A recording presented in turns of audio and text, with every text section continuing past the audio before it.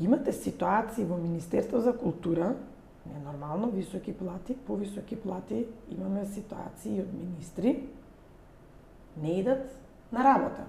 И сега нека простат, бидејќи имаше галама и околу тоа.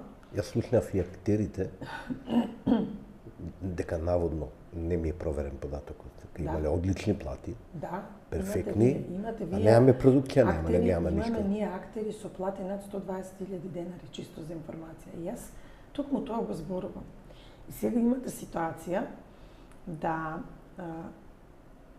јас не велам сите.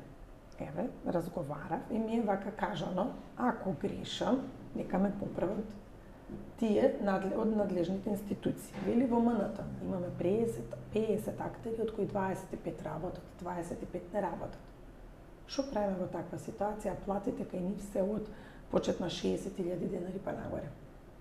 А почетна плата на правник и економист во институциите, еве ќе го зема Министерство за правда, кое што исто така е многу сериозно министерство, кое што, верувајте, нема луѓе за работа.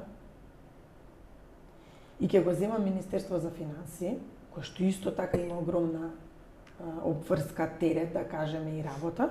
И сега правниците воопшто не се во иста положба на едно или на друго место. Понатаму, велат, министерке, барем моите вработени.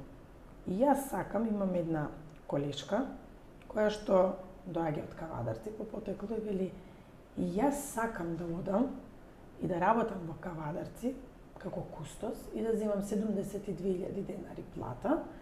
Во Кавадарци не знаат кај е музејот, а не па да влезат или нешто друго да направат, дека кој оди во Кавадарци, оди во кафана. Буквално, значи ви пренесувам од прв до последен збор како е кажано. Или библиотекарката која што има повеќе од 65.000 денари плата. Јас не велам дека не треба да има толкави плати. Јас само пробувам да објаснам колку е нефар системот. Да.